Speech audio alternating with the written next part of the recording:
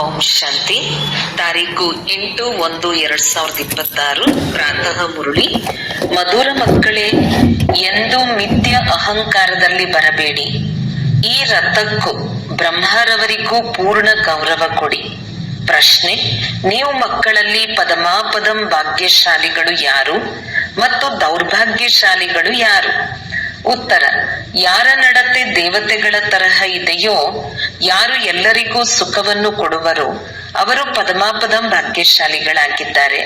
ಮತ್ತು ಯಾರು ಅನುತ್ತೀರ್ಣರಾಗುವರೋ ಅವರಿಗೆ ದೌರ್ಭಾಗ್ಯಶಾಲಿಗಳೆಂದು ಹೇಳುತ್ತಾರೆ.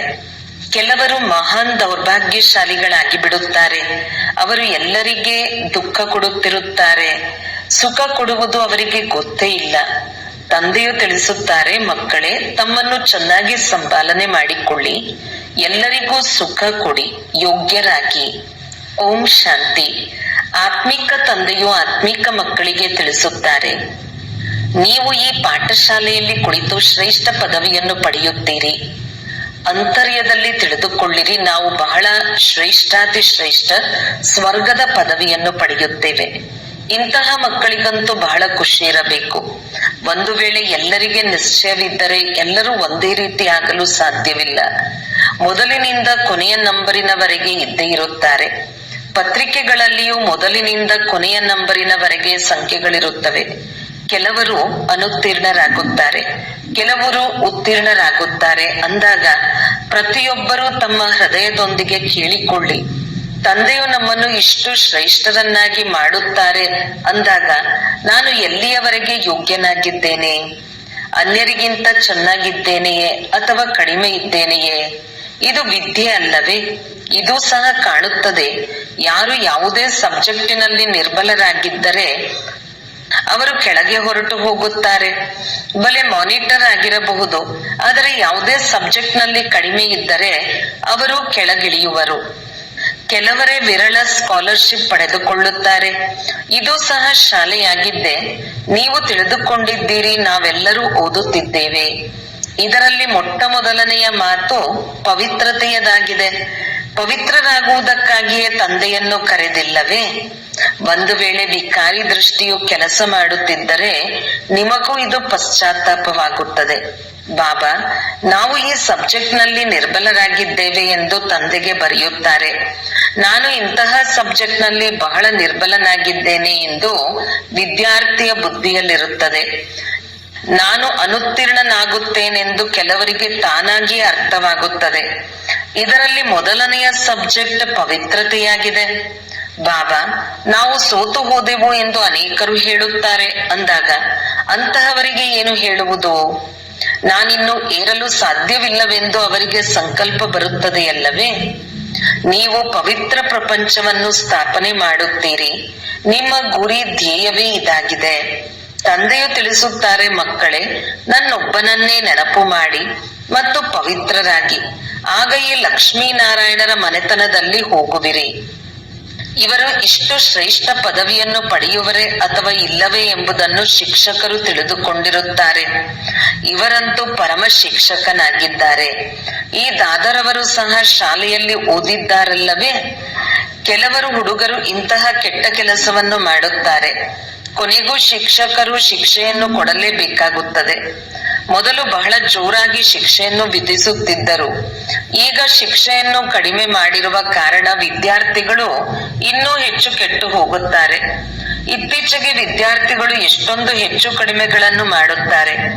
ವಿದ್ಯಾರ್ಥಿಗಳಿಗೆ ಬಿಸಿ ರಕ್ತವೆಂದು ಹೇಳುತ್ತಾರಲ್ಲವೇ? ನೋಡಿ ಏನೇನು ಮಾಡುತ್ತಾರೆ. ಬೆಂಕಿಯನ್ನಿಡುತ್ತಾರೆ, ತಮ್ಮ ಯೌವನವನ್ನು ತೋರಿಸಿಕೊಳ್ಳುತ್ತಾರೆ. ಇದು ಆಸುರಿ ಪ್ರಪಂಚವಾಗಿದೆ. ಯುವಕರೇ ಬಹಳ ಕೆಟ್ಟಿರುತ್ತಾರೆ. ಅವರ ದೃಷ್ಟಿಯೇ ವಿಕಾರಿಯದಾಗಿರುತ್ತದೆ. ನೋಡಲು ಬಹಳ ಚೆನ್ನಾಗಿ ಕಾಣುತ್ತಾರೆ. ಹೇಗೆ ಈಶ್ವರನ ಅಂತ್ಯವನ್ನು ಪಡೆಯಲು ಸಾಧ್ಯವಿಲ್ಲವೆಂದು ಹೇಳುತ್ತಾರಲ್ಲವೇ? ಹಾಗೆಯೇ ಇವರು ಯಾವ ಪ್ರಕಾರದ ಮನುಷ್ಯರೆಂಬುದನ್ನು ತಿಳಿಯುವುದು ಸಹ ಕಷ್ಟವಾಗುತ್ತದೆ. ಜ್ಞಾನದ ಬುದ್ಧಿಯಿಂದ ಇವರು ಹೇಗೆ ಓದುತ್ತಾರೆ, ಇವರ ನಡವಳಿಕೆ ಹೇಗಿದೆ ಎಂಬುದು ಅರ್ಥವಾಗುತ್ತದೆ. ಕೆಲವರಂತೂ ಹೇಗೆ ಬಾಯಿಂದ ಹೂಗಳು ಸುರಿದಂತೆ ಮಾತನಾಡುತ್ತಾರೆ, ಕೆಲವರಂತೂ ಕಲ್ಲೆಸೆದಂತೆ ಮಾತನಾಡುತ್ತಾರೆ. ನೋಡಲು ಬಹಳ ಚೆನ್ನಾಗಿ ಕಾಣುತ್ತಾರೆ. ಒಳ್ಳೊಳ್ಳೆಯ ಜ್ಞಾನದ ಬಿಂದುಗಳನ್ನು ಬರೆದುಕೊಳ್ಳುತ್ತಾರೆ. ಆದರೆ ಕಲ್ಲು ಬುದ್ಧಿಯವರಾಗಿದ್ದಾರೆ. ಹೊರಗಿನ ಆಡಂಬರವಿದೆ, ಮಾಯೆಯು ಬಹಳ ಪ್ರಬಲವಾಗಿದೆ. ಆದ್ದರಿಂದ ಗಾಯನವಿದೆ. ಆಶ್ಚರ್ಯವೆನಿಸುವಂತೆ ಕೇಳುತ್ತಾರೆ.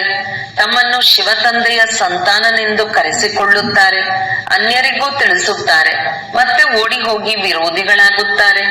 ಬುದ್ಧಿವಂತರು ವಿರೋಧಿಗಳಾಗುವುದಿಲ್ಲ ಎಂದಲ್ಲ, ಒಳ್ಳೊಳ್ಳೆಯ ಬುದ್ಧಿವಂತರೂ ಸಹ ವಿರೋಧಿಗಳಾಗಿ ಬಿಡುತ್ತಾರೆ. ಆ ಸೇನೆಯಲ್ಲಿಯೂ ಇದೇ ರೀತಿ ಆಗುತ್ತದೆ. ವಿಮಾನ ಸಹಿತವಾಗಿಯೇ ಇನ್ನೊಂದು ದೇಶಕ್ಕೆ ಹೊರಟು ಹೋಗುತ್ತಾರೆ. ಇಲ್ಲಿಯೂ ಅದೇ ರೀತಿ ಆಗುತ್ತದೆ. ಸ್ಥಾಪನೆಯಲ್ಲಿ ಬಹಳ ಪರಿಶ್ರಮವಾಗುತ್ತದೆ. ಮಕ್ಕಳಿಗೂ ವಿದ್ಯಾಭ್ಯಾಸದಲ್ಲಿ ಪರಿಶ್ರಮ, ಶಿಕ್ಷಕರಿಗೂ ಓದಿಸುವುದರಲ್ಲಿ ಪರಿಶ್ರಮವಾಗುತ್ತದೆ. ಇವರು ಎಲ್ಲರಿಗೆ ತೊಂದರೆ ಕೊಡುತ್ತಾರೆ. ಓದುವುದಿಲ್ಲ ಎಂಬುದನ್ನು ನೋಡಿದಾಗ ಶಾಲೆಗಳಲ್ಲಿ ಕಾವಲಿಡುತ್ತಾರೆ. ಇವರಂತೂ ತಂದೆಯಾಗಿದ್ದಾರೆ. ತಂದೆಯು ಏನು ಹೇಳುವುದಿಲ್ಲ. ತಂದೆಯ ಬಳಿ ಈ ಕಾನೂನು ಇಲ್ಲ. ಇಲ್ಲಂತೂ ಬಹಳ ಶಾಂತವಾಗಿರಬೇಕಾಗುತ್ತದೆ. ತಂದೆಯು ಸುಖದಾತ, ಪ್ರೀತಿಯ ಸಾಗರನಾಗಿದ್ದಾರೆ ಅಂದ ಮೇಲೆ ಮಕ್ಕಳ ನಡತೆಯೂ ಸಹ ದೇವತೆಗಳ ರೀತಿ ಇರಬೇಕಲ್ಲವೇ? ನೀವು ಮಕ್ಕಳಿಗೆ ತಂದೆಯು ಸದಾ ಹೇಳುತ್ತಾರೆ, ನೀವು ಪದಮಾಪದಂ ಭಾಗ್ಯಶಾಲಿಗಳಾಗಿದ್ದೀರಿ. ಆದರೆ ಕೆಲವರು ಪದಮಾಪದಂ ದೌರ್ಭಾಗ್ಯಶಾಲಿಗಳು ಆಗುತ್ತಾರೆ. ಯಾರು ಅನುತ್ತೀರ್ಣರಾಗುವರೋ ಅವರಿಗೆ ದೌರ್ಭಾಗ್ಯಶಾಲಿಗಳೆಂದೇ ಹೇಳಲಾಗುತ್ತದೆಯಲ್ಲವೇ? ತಂದೆಗೆ ಗೊತ್ತಿದೆ, ಕೊನೆಯವರೆಗೂ ಇದೆಲ್ಲವೂ ಆಗುತ್ತಲೇ ಇರುತ್ತದೆ. ಯಾರಾದರೂ ಮಹಾನ್ ದೌರ್ಭಾಗ್ಯಶಾಲಿಗಳು ಆಗಿಯೇ ಆಗುತ್ತಾರೆ. ಅವರ ನಡತೆಯಂತೂ ಅವರು ನಿಲ್ಲುವುದಿಲ್ಲವೆಂದು ಅರ್ಥವಾಗುತ್ತದೆ. ಇವರು ಇಷ್ಟು ಶ್ರೇಷ್ಠರಾಗಲು ಯೋಗ್ಯರಲ್ಲ. ಎಲ್ಲರಿಗೂ ದುಃಖ ಕೊಡುತ್ತಿರುತ್ತಾರೆ. ಸುಖ ಕೊಡುವುದನ್ನು ತಿಳಿದುಕೊಂಡೇ ಇಲ್ಲ ಅಂದ ಮೇಲೆ ಅವರ ಗತಿ ಏನಾಗುವುದು? ತಂದೆಯು ಸದಾ ಹೇಳುತ್ತಾರೆ, ಮಕ್ಕಳೇ ತಮ್ಮನ್ನು ಚೆನ್ನಾಗಿ ಸಂಪಾಲನೆ ಮಾಡಿಕೊಳ್ಳಿ. ಇದು ಸಹ ಡ್ರಾಮಾನುಸಾರ ಆಗಬೇಕಾಗಿದೆ. ಇನ್ನು ಕಬ್ಬಿಣಕ್ಕಿಂತಲೂ ಕನಿಷ್ಠರಾಗಿ ಬಿಡುತ್ತಾರೆ. ಅದರಲ್ಲಿಯೂ ಒಳ್ಳೊಳ್ಳೆಯವರು ಸಹ ಪತ್ರಗಳನ್ನು ಬರೆಯುವುದಿಲ್ಲ. ಪಾಪ, ಅಂತಹವರ ಗತಿ ಏನಾಗುವುದು? ತಂದೆಯು ತಿಳಿಸುತ್ತಾರೆ, ನಾನು ಸರ್ವರ ಕಲ್ಯಾಣ ಮಾಡಲು ಬಂದಿದ್ದೇನೆ. ಇಂದು ಸರ್ವರ ಸದ್ಗತಿ ಮಾಡುತ್ತೇನೆ. ನಾಳೆ ಮತ್ತೆ ದುರ್ಗತಿಯಾಗಿ ಬಿಡುತ್ತದೆ. ನೀವು ಹೇಳುತ್ತೀರಿ, ನಾವು ನೆನ್ನೆಯ ದಿನ ವಿಶ್ವದ ಮಾಲೀಕರಾಗಿದ್ದೆವು, ಇಂದು ಗುಲಾಮರಾಗಿ ಬಿಟ್ಟಿದ್ದೇವೆ. ಈಗ ಇಡೀ ವೃಕ್ಷದ ಜ್ಞಾನವು ನಿಮ್ಮ ಬುದ್ಧಿಯಲ್ಲಿದೆ. ಇದು ಅದ್ಭುತವಾದ ವೃಕ್ಷವಾಗಿದೆ. ಮನುಷ್ಯರಿಗೆ ಇದು ಸಹ ತಿಳಿದಿಲ್ಲ. ನೀವು ತಿಳಿದುಕೊಂಡಿದ್ದೀರಿ. ಕಲ್ಪವೆಂದರೆ ಪೂರ್ಣ 5,000 ವರ್ಷಗಳ ನಿಖರವಾದ ವೃಕ್ಷವಾಗಿದೆ. ಒಂದು ಕ್ಷಣವೂ ಸಹ ವ್ಯತ್ಯಾಸವಾಗಲು ಸಾಧ್ಯವಿಲ್ಲ. ಈ ಬೇಹದ್ದಿನ ವೃಕ್ಷದ ಜ್ಞಾನವು ನೀವು ಮಕ್ಕಳಿಗೆ ಈಗ ಸಿಗುತ್ತದೆ. ಜ್ಞಾನವನ್ನು ಕೊಡುವವರು ವೃಕ್ಷಪತಿಯಾಗಿದ್ದಾರೆ. ಬೀಜವು ಎಷ್ಟು ಚಿಕ್ಕದಾಗಿರುತ್ತದೆ, ಅದರಿಂದ ಫಲವು ನೋಡಿ ಎಷ್ಟು ದೊಡ್ಡದಾಗಿ ಬರುತ್ತದೆ. ಇದು ಬಹಳ ವಿಚಿತ್ರವಾದ ವೃಕ್ಷವಾಗಿದೆ. ಇದರ ಬೀಜವು ಬಹಳ ಚಿಕ್ಕದಾಗಿದೆ. ಅಂದರೆ ಆತ್ಮವು ಎಷ್ಟು ಚಿಕ್ಕದಾಗಿದೆ. ತಂದೆಯೂ ಸಹ ಬಹಳ ಸೂಕ್ಷ್ಮವಾಗಿದ್ದಾರೆ. ಈ ಕಣ್ಣುಗಳಿಂದ ನೋಡಲು ಸಾಧ್ಯವಿಲ್ಲ. ಬಲೆ ವಿವೇಕಾನಂದರ ಉದಾಹರಣೆಯನ್ನು ತಿಳಿಸುತ್ತಾರೆ. ಗುರುಗಳಿಂದ ಒಂದು ಜ್ಯೋತಿಯು ಹೊರಟು ಬಂದು ನನ್ನಲ್ಲಿ ಸಮಾವೇಶವಾಯಿತೆಂದು ಅವರು ಹೇಳಿದರು. ಆದರೆ ಈ ರೀತಿಯಾಗಿ ಜ್ಯೋತಿಯು ಸಮಾವೇಶವಾಗಲು ಸಾಧ್ಯವಿಲ್ಲ. ಏನು ಹೊರಬಂದಿತು ಎಂಬುದನ್ನು ತಿಳಿದುಕೊಂಡಿಲ್ಲ. ಹೀಗೆ ಬಹಳಷ್ಟು ಸಾಕ್ಷಾತ್ಕಾರಗಳಾಗುತ್ತವೆ. ಆದರೆ ಅವರು ನಂಬಿಬಿಡುತ್ತಾರೆ ಮತ್ತು ಮಹಿಮೆಯನ್ನು ಮಾಡುತ್ತಾರೆ. ಆದರೆ ಭಗವಾನು ವಾಚ, ಯಾವುದೇ ಮನುಷ್ಯರಿಗೆ ಮಹಿಮೆ ಇಲ್ಲ, ಕೇವಲ ದೇವತೆಗಳಿಗೆ ಮಹಿಮೆ ಇದೆ. ಮತ್ತು ಯಾರು ಈ ರೀತಿ ದೇವತೆಗಳನ್ನಾಗಿ ಮಾಡುವವರಿದ್ದಾರೆಯೋ ಅವರ ಮಹಿಮೆ ಇದೆ. ತಂದೆಯು ಬಹಳ ಚೆನ್ನಾಗಿ ಕಾರ್ಡುಗಳನ್ನು ಮಾಡಿಸಿದ್ದರು. ಜಯಂತಿಯನ್ನು ಆಚರಿಸುವುದಾದರೆ ಒಬ್ಬ ಶಿವ ತಂದೆಯದನ್ನು ಆಚರಿಸಿ. ಈ ಲಕ್ಷ್ಮೀನಾರಾಯಣರನ್ನು ಸಹ ಈ ರೀತಿ ಮಾಡುವವರು ತಂದೆಯಲ್ಲವೇ? ಅವರಿಗೊಬ್ಬರಿಗೆ ಮಹಿಮೆ ಇದೆ, ಅವರನ್ನು ನೆನಪು ಮಾಡು. ಇವರು ಬ್ರಹ್ಮರವರು ಸಹ ಹೇಳುತ್ತಾರೆ, ನಾನು ಶ್ರೇಷ್ಠಾತಿ ಶ್ರೇಷ್ಠನಾಗುತ್ತೇನೆ ಮತ್ತು ಕೆಳಗೂ ಇಳಿಯುತ್ತೇನೆ. ಶ್ರೇಷ್ಠಾತಿ ಶ್ರೇಷ್ಠ ಲಕ್ಷ್ಮೀನಾರಾಯಣರು ಮತ್ತೆ 84 ಜನ್ಮಗಳ ನಂತರ ಕೆಳಗಿಳಿಯುತ್ತಾರೆ. ತತತ್ವಂ ಎಂಬುದು ಯಾರಿಗೂ ತಿಳಿದಿಲ್ಲ. ನೀವೇ ವಿಶ್ವದ ಮಾಲೀಕರಾಗಿದ್ದೀರಿ. ನಂತರ ಏನಾಗಿ ಬಿಟ್ಟಿರಿ? ಸತ್ಯಯುಗದಲ್ಲಿ ಯಾರಿದ್ದರು? ನಂಬರ್ವಾರ್ ಪುರುಷಾರ್ಥದ ಅನುಸಾರ ನೀವೇ ಇದ್ದಿರಿ. ರಾಜ ರಾಣಿಯೂ ಇದ್ದರು. ಸೂರ್ಯವಂಶಿ ಚಂದ್ರವಂಶಿ ರಾಜಧಾನಿಯವರು ಇದ್ದರು. ತಂದೆಯು ಎಷ್ಟು ಚೆನ್ನಾಗಿ ತಿಳಿಸುತ್ತಾರೆ. ನಡೆಯುತ್ತಾ ತಿರುಗಾಡುತ್ತಾ ಈ ಸೃಷ್ಟಿ ಚಕ್ರದ ಜ್ಞಾನವು ನೀವು ಮಕ್ಕಳ ಬುದ್ಧಿಯಲ್ಲಿರಬೇಕು. ನೀವು ಚೈತನ್ಯ ಲೈಟ್ ಹೌಸ್ ಆಗಿದ್ದೀರಿ. ಇಡೀ ವಿದ್ಯೆಯು ಬುದ್ಧಿಯಲ್ಲಿರಬೇಕು. ಆದರೆ ಆ ಸ್ಥಿತಿ ಇನ್ನೂ ಆಗಿಲ್ಲ, ಆಗುವುದಿದೆ.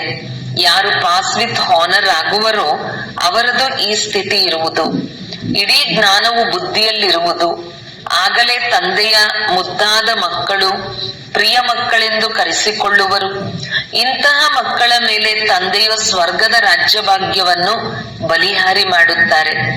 ತಿಳಿಸುತ್ತಾರೆ, ನಾನು ರಾಜ್ಯಭಾರ ಮಾಡುವುದಿಲ್ಲ, ನಿಮಗೆ ರಾಜ್ಯಭಾಗ್ಯವನ್ನು ಕೊಡುತ್ತೇನೆ. ಇದಕ್ಕೆ ನಿಷ್ಕಾಮ ಸೇವೆ ಎಂದು ಹೇಳಲಾಗುತ್ತದೆ.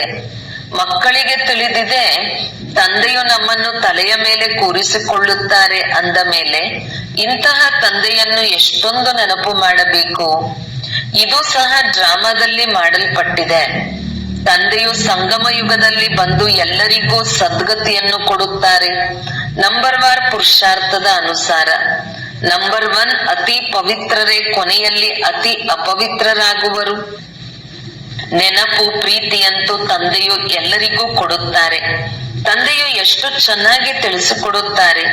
ಎಂದು ಮಿಥ್ಯ ಅಹಂಕಾರವು ಬರಬಾರದು. ತಂದೆಯು ತಿಳಿಸುತ್ತಾರೆ, ಮಕ್ಕಳೇ ಎಚ್ಚರಿಕೆಯಿಂದ ಇರಿ. ಈ ರಥಕ್ಕೂ ಗೌರವ ಕೊಡಬೇಕು. ಇವರ ಮೂಲಕವೇ ನಾನು ತಿಳಿಸುತ್ತೇನೆ ಅಲ್ಲವೇ? ಮೊದಲು ಇವರು ಎಂದೂ ನಿಂದನೆಗೊಳಗಾಗಿರಲಿಲ್ಲ. ಎಲ್ಲರೂ ಪ್ರೀತಿ ಮಾಡುತ್ತಿದ್ದರು. ಈಗಂತೂ ನೋಡಿ ಎಷ್ಟೊಂದು ನಿಂದನೆಯನ್ನು ಅನುಭವಿಸುತ್ತಾರೆ. ಕೆಲವರು ವಿರೋಧಿಗಳಾಗಿ ಹೊರಟು ಹೋದರು ಅಂದ ಮೇಲೆ ಅವರ ಗತಿ ಏನಾಗುವುದು? ಅನುತ್ತೀರ್ಣರಾಗುತ್ತಾರಲ್ಲವೇ? ತಂದೆಯು ತಿಳಿಸುತ್ತಾರೆ, ಮಾಯೆಯು ಈ ರೀತಿ ಇದೆ. ಆದ್ದರಿಂದ ಬಹಳ ಎಚ್ಚರಿಕೆ ವಹಿಸಿ. ಮಾಯೆಯು ಯಾರನ್ನೂ ಬಿಡುವುದಿಲ್ಲ. ಎಲ್ಲಾ ಪ್ರಕಾರದ ಬೆಂಕಿಯನ್ನಿಡುತ್ತದೆ. ನನ್ನ ಮಕ್ಕಳೆಲ್ಲರೂ ಕಾಮಚಿತೆಯನ್ನೇರಿ ಕಪ್ಪು ಕಲ್ಲಿದ್ದಿಲಿನಂತೆ ಆಗಿಬಿಟ್ಟಿದ್ದಾರೆ. ಎಲ್ಲರೂ ಒಂದೇ ರೀತಿ ಇರುವುದಿಲ್ಲ, ಅಥವಾ ಎಲ್ಲರ ಪಾತ್ರವೂ ಒಂದೇ ರೀತಿ ಇಲ್ಲ. ಇದರ ಹೆಸರೇ ಆಗಿದೆ ವೇಶ್ಯಾಲಯ. ಎಷ್ಟೊಂದು ಬಾರಿ ಕಾಮಚಿತೆಯನ್ನೇರುತ್ತೀರಿ. ರಾವಣನು ಎಷ್ಟು ಪ್ರಬಲವಾಗಿದ್ದಾನೆ. ಬುದ್ಧಿಯನ್ನೇ ಪತೀತ ಮಾಡಿ ಬಿಟ್ಟಿದ್ದಾನೆ. ಇಲ್ಲಿ ಬಂದು ತಂದೆಯಿಂದ ಶಿಕ್ಷಣವನ್ನು ಪಡೆಯುವವರು ಸಹ ಈ ರೀತಿ ಆಗಿಬಿಡುತ್ತಾರೆ. ತಂದೆಯ ನೆನಪಿನ ವಿನಃ ಕುದೃಷ್ಟಿ ಎಂದು ಬದಲಾಗುವುದಿಲ್ಲ. ಆದ್ದರಿಂದ ಸೂರದಾಸರ ಕಥೆ ಇದೆ. ಬಲೆ ಇದು ಕಟ್ಟಿರುವ ಮಾತಾಗಿದೆ. ದೃಷ್ಟಾಂತವನ್ನು ಕೊಡುತ್ತಾರೆ. ಈಗ ನೀವು ಮಕ್ಕಳಿಗೆ ಜ್ಞಾನದ 3ನೆಯ ನೇತ್ರವು ಸಿಕ್ಕಿದೆ. ಅಜ್ಞಾನವೆಂದರೆ ಅಂಧಕಾರವಾಗಿದೆ. ನೀನಂತೂ ಅಂಧ ಅಜ್ಞಾನಿಯಾಗಿದ್ದೀಯಾ ಎಂದು ಹೇಳುತ್ತಾರಲ್ಲವೇ? ಜ್ಞಾನವು ಗುಪ್ತವಾಗಿದೆ. ಇದರಲ್ಲಿ ಏನನ್ನೂ ಮಾತನಾಡುವ ಅವಶ್ಯಕತೆ ಇಲ್ಲ. 1 ಸೆಕೆಂಡಿನಲ್ಲಿ ಇಡೀ ಜ್ಞಾನವು ಬಂದು ಬಿಡುತ್ತದೆ. ಎಲ್ಲದಕ್ಕಿಂತ ಸಹಜ ಜ್ಞಾನವಾಗಿದೆ. ಆದರೂ ಸಹ ಮಾಯೆಯು ಅಂತ್ಯದವರೆಗೆ ಪರೀಕ್ಷೆ ತೆಗೆದುಕೊಳ್ಳುತ್ತಿರುತ್ತದೆ. ಈ ಸಮಯದಲ್ಲಂತೂ ಬಿರುಗಾಳಿಯ ಮಧ್ಯದಲ್ಲಿದ್ದೀರಿ. ಪಕ್ಕ ಆಗಿ ಬಿಟ್ಟರೆ ಮತ್ತೆ ಇಷ್ಟೊಂದು ಬಿರುಗಾಳಿಗಳು ಬರುವುದಿಲ್ಲ, ಬೀಳುವುದಿಲ್ಲ. ಮತ್ತೆ ನೋಡಿ, ನಿಮ್ಮ ವೃಕ್ಷವು ಎಷ್ಟು ವೃದ್ಧಿಯಾಗುತ್ತದೆ. ಪ್ರಸಿದ್ಧವಾಗಲೇಬೇಕಾಗಿದೆ. ಸ್ವಲ್ಪ ವಿನಾಶವಾಗಲಿ, ಆಗ ಎಲ್ಲರೂ ಎಚ್ಚೆತ್ತುಕೊಳ್ಳುತ್ತಾರೆ. ಮತ್ತೆ ತಂದೆಯ ನೆನಪಿನಲ್ಲಿ ಒಮ್ಮೆಲೆ ಹಿಡಿದುಕೊಂಡು ಬಿಡುತ್ತಾರೆ. ಇನ್ನು ಸ್ವಲ್ಪವೇ ಸಮಯವಿದೆ ಎಂಬುದು ಅರ್ಥವಾಗುತ್ತದೆ. ತಂದೆಯಂತೂ ಬಹಳ ಚೆನ್ನಾಗಿ ತಿಳಿಸುತ್ತಾರೆ, ಮಕ್ಕಳೇ ಪರಸ್ಪರ ಬಹಳ ಪ್ರೀತಿಯಿಂದ ನಡೆಯಿರಿ. ಕಣ್ಣು ಬಿಡಬೇಡಿ, ಅರ್ಥಾತ್ ರೋಷದಿಂದ ನೋಡಬೇಡಿ. ಕ್ರೋಧದ ಭೂತವು ಬರುತ್ತಿದ್ದಂತೆಯೇ ಚೆಹರೆಯು ಬದಲಾಗಿ ಬಿಡುತ್ತದೆ. ನೀವಂತೂ ಈ ಲಕ್ಷ್ಮೀನಾರಾಯಣರಂತಹ ಚೆಹರೆ ಉಳ್ಳವರಾಗಬೇಕು. ಗುರಿ ಧ್ಯೇಯವು ಸನ್ಮುಖದಲ್ಲಿದೆ. ಯಾವಾಗ ವರ್ಗಾವಣೆ ಆಗುವರೋ ಆಗ ಕೊನೆಯಲ್ಲಿ ಸಾಕ್ಷಾತ್ಕಾರವಾಗುತ್ತದೆ. ಹೇಗೆ ಆರಂಭದಲ್ಲಿ ಸಾಕ್ಷಾತ್ಕಾರವಾಯಿತೋ ಹಾಗೆಯೇ ಅಂತ್ಯದ ಸಮಯದಲ್ಲಿ ಬಹಳ ಪಾತ್ರವನ್ನು ನೋಡುತ್ತೀರಿ. ನೀವು ಬಹಳ ಖುಷಿಯಾಗುತ್ತೀರಿ. ಬೆಕ್ಕಿಗೆ ಚಲ್ಲಾಟ, ಇಲಿಗೆ ಪ್ರಾಣ ಸಂಕಟ. ಅಂತಿಮದಲ್ಲಿ ಬಹಳ ದೃಶ್ಯಗಳನ್ನು ನೋಡಬೇಕು. ಆಗ ನಾವು ಇದನ್ನು ಮಾಡಿಬಿಟ್ಟೆವು ಎಂದು ಬಹಳ ಪಶ್ಚಾತ್ತಾಪ ಪಡುತ್ತಾರೆ. ಮತ್ತೆ ಅದಕ್ಕೆ ಬಹಳ ಕಠಿಣ ಶಿಕ್ಷೆಯೂ ಸಿಗುತ್ತದೆ. ತಂದೆಯು ಬಂದು ಓದಿಸುತ್ತಾರೆ. ಅವರ ಪ್ರತಿ ಗೌರವವನ್ನಿಡುವುದಿಲ್ಲವೆಂದರೆ ಶಿಕ್ಷೆಯೂ ಸಿಗುವುದು. ಯಾರು ವಿಕಾರದಲ್ಲಿ ಹೋಗುವರೋ ಅಥವಾ ಶಿವ ತಂದೆಗೆ ನಿಂದನೆ ಮಾಡಿಸಲು ನಿಮಿತ್ತರಾಗುವರೋ ಅವರಿಗೆ ಎಲ್ಲರಿಗಿಂತ ಕಠಿಣ ಶಿಕ್ಷೆಯೂ ಸಿಗುವುದು. ಮಾಯೆಯು ಶಕ್ತಿಶಾಲಿಯಾಗಿದೆ. ಸ್ಥಾಪನೆಯಲ್ಲಿ ಏನಾಗುತ್ತದೆ? ನೀವಂತೂ ಈಗ ದೇವತೆಗಳಾಗುತ್ತೀರಲ್ಲವೇ? ಸತ್ಯಯುಗದಲ್ಲಿ ಅಸುರರು ಇರುವುದಿಲ್ಲ. ಇದು ಸಂಗಮದ ಮಾತಾಗಿದೆ. ಇಲ್ಲಿ ವಿಕಾರಿ ಮನುಷ್ಯರು ಎಷ್ಟೊಂದು ದುಃಖ ಕೊಡುತ್ತಾರೆ. ಕನ್ಯೆಯರನ್ನು ವಿವಾಹ ಮಾಡಿಕೊಳ್ಳಿ ಎಂದು ಹೊಡೆಯುತ್ತಾರೆ. ಸ್ತ್ರೀಯನ್ನು ವಿಕಾರಕ್ಕಾಗಿ ಎಷ್ಟೊಂದು ಎದುರಿಸುತ್ತಾರೆ. ಸನ್ಯಾಸಿಗಳು ಸಹ ಇರಲು ಸಾಧ್ಯವಾಗಲಿಲ್ಲ ಅಂದ ಮೇಲೆ ಇವರ್ಯಾರು ಪವಿತ್ರರಾಗಿದ್ದು ತೋರಿಸುತ್ತಾರೆ ಎಂದು ಹೇಳುತ್ತಾರೆ. ಮುಂದೆ ಹೋದಂತೆ ಖಂಡಿತ ತಿಳಿದುಕೊಳ್ಳುವರು. ಪವಿತ್ರತೆ ಇಲ್ಲದೆ ದೇವತೆಗಳಾಗಲು ಸಾಧ್ಯವಿಲ್ಲ. ನೀವು ತಿಳಿಸುತ್ತೀರಿ, ನಮಗೆ ಇಷ್ಟೊಂದು ಪ್ರಾಪ್ತಿಯಾಗುತ್ತದೆ, ಆದ್ದರಿಂದ ಬಿಟ್ಟಿದ್ದೇವೆ. ಭಗವಾನ್ ವಾಚ, ಕಾಮಜೀತರೇ ಜಗಜ್ಜೀತರು. ಇಂತಹ ಲಕ್ಷ್ಮೀನಾರಾಯಣರಾಗುತ್ತೀರೆಂದರೆ ಏಕೆ ಪವಿತ್ರವಾಗಬಾರದು? ಮಾಯೆಯು ಬಹಳ ಸತಾಯಿಸುತ್ತದೆ. ಉನ್ನತ ವಿದ್ಯೆಯಲ್ಲವೇ? ತಂದೆಯು ಬಂದು ಓದಿಸುತ್ತಾರೆ. ಇದನ್ನು ಮಕ್ಕಳು ಚೆನ್ನಾಗಿ ಸ್ಮರಣೆ ಮಾಡುವುದಿಲ್ಲ. ಆದ್ದರಿಂದ ಮತ್ತೆ ಮಾಯೆಯ ಪೆಟ್ಟು ಕೊಡುತ್ತದೆ. ಮಾಯೆಯು ಬಹಳ ಉಲ್ಲಂಘನೆ ಮಾಡಿಸುತ್ತದೆ. ಅಂತಹವರ ಗತಿ ಏನಾಗುವುದು? ಮಾಯೆಯು ಎಷ್ಟು ನಿರ್ಲಕ್ಷ್ಯರನ್ನಾಗಿ ಮಾಡಿಬಿಡುತ್ತದೆ. ಅಹಂಕಾರದಲ್ಲಿ ತೆಗೆದುಕೊಂಡು ಬರುತ್ತದೆ. ಮಾತೆ ಕೇಳಬೇಡಿ. ನಂಬರ್ ವಾರ್ ರಾಜಧಾನಿ ಆಗುತ್ತದೆ ಅಂದ ಮೇಲೆ ಯಾವುದೋ ಕಾರಣದಿಂದಲೇ ಆಗುತ್ತದೆಯಲ್ಲವೇ? ಈಗ ನಿಮಗೆ ಭೂತ, ಭವಿಷ್ಯತ್, ವರ್ತಮಾನದ ಜ್ಞಾನವು ಸಿಗುತ್ತದೆ ಅಂದ ಮೇಲೆ ಎಷ್ಟು ಚೆನ್ನಾಗಿ ಗಮನ ಕೊಡಬೇಕು. ಅಹಂಕಾರವು ಬಂದರೆ ಅವರು ಸತ್ತರು. ಮಾಯೆಯು ಒಮ್ಮೆಲೆ ಕನಿಷ್ಠರನ್ನಾಗಿ ಮಾಡಿಬಿಡುತ್ತದೆ. ತಂದೆಯ ಉಲ್ಲಂಘನೆಯಾಯಿತೆಂದರೆ ಮತ್ತೆ ತಂದೆಯನ್ನು ನೆನಪು ಮಾಡಲು ಸಾಧ್ಯವಾಗುವುದಿಲ್ಲ. ಒಳ್ಳೆಯದು. ಮಧುರಾತಿ ಮಧುರ ಅಗಲಿ ಹೋಗಿ ಮರಳಿ ಸಿಕ್ಕಿರುವ ಮಕ್ಕಳ ಪ್ರತಿ ಮಾತಪಿತಾ ಬಾಪ್ದಾದರವರ ನೆನಪು, ಪ್ರೀತಿ ಹಾಗೂ ಸುಪ್ರಭಾತ. ಆತ್ಮೀಯ ಮಕ್ಕಳಿಗೆ ಆತ್ಮೀಯ ತಂದೆಯ ನಮಸ್ತೆ. ಧಾರಣೆಗಾಗಿ ಮುಖ್ಯ ಸಾರ. 1. ಪರಸ್ಪರ ಬಹಳ ಪ್ರೀತಿಯಿಂದ ನಡೆದುಕೊಳ್ಳಬೇಕು.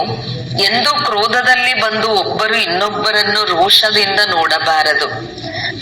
ತಂದೆಯ ಆಜ್ಞೆಯ ಉಲ್ಲಂಘನೆ ಮಾಡಬಾರದು. 2. ಪಾಸ್ ವಿತ್ ಹಾನರ್ ಆಗಲು ವಿದ್ಯೆಯನ್ನು ಬುದ್ಧಿಯಲ್ಲಿಟ್ಟುಕೊಳ್ಳಬೇಕು. ಚೈತನ್ಯ ಲೈಟ್ ಹೌಸ್ ಆಗಬೇಕು. ಹಗಲು ರಾತ್ರಿ ಬುದ್ಧಿಯಲ್ಲಿ ಜ್ಞಾನವು ಸುತ್ತುತ್ತಿರಲಿ.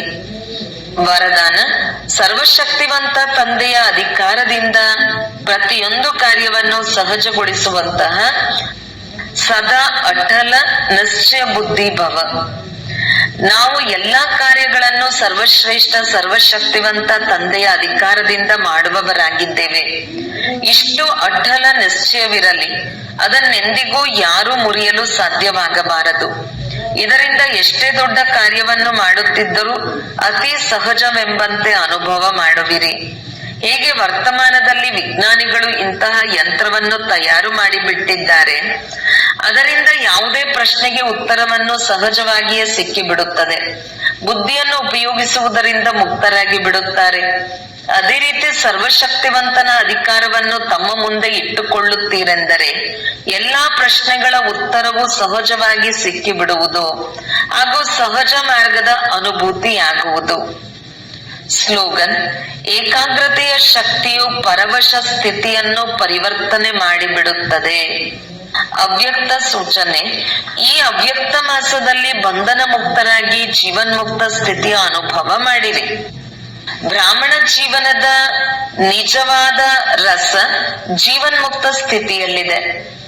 ನ್ಯಾರ ಭಿನ್ನರಾಗುವುದು ಅಂದರೆ ಮುಕ್ತ ಆಗುವುದು. ಸ್ವಭಾವ ಸಂಸ್ಕಾರಗಳ ಮೇಲೆಯೂ ಯಾವುದೇ ಸೆಳೆತ ಇಲ್ಲ. ಏನು ಮಾಡಲಿ, ಹೇಗೆ ಮಾಡಲಿ, ಮಾಡಬಾರದಿದ್ದೆಂದರೂ ಆಗಿಬಿಟ್ಟಿತು. ಇದು ಜೀವನದ ಬಂಧ ಆಗಿದೆ. ಇಚ್ಛೆ ಇರಲಿಲ್ಲ, ಆದರೆ ಚೆನ್ನಾಗಿ ಎನಿಸಿತು. ಶಿಕ್ಷಣ ನೀಡಬೇಕಿತ್ತು, ಆದರೆ ಕೋಪ ಬಂದು ಬಿಟ್ಟಿತು. ಇದು ಜೀವನ ಬಂಧನದ ಸ್ಥಿತಿಯಾಗಿದೆ. ಬ್ರಾಹ್ಮಣ ಅಂದರೆ ಬಂಧನ ಮುಕ್ತ, ಜೀವನ್ ಮುಕ್ತ. ಬ್ರಾಹ್ಮಣ ಆತ್ಮ ಎಂದಿಗೂ ಇಂತಹ ಯಾವುದೇ ಬಂಧನದಲ್ಲಿ ಬಂಧಿಸಲ್ಪಡುವುದಿಲ್ಲ. ಓಂ ಶಾಂತಿ.